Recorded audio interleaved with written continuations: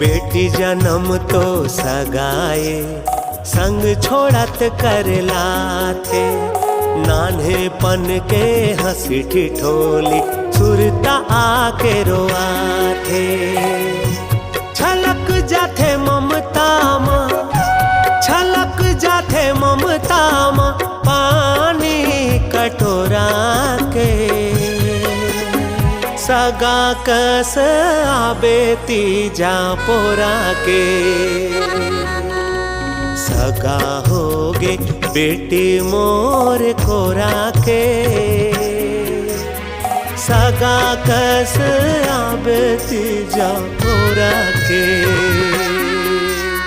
सगा होगे बेटी मोर कोरा के।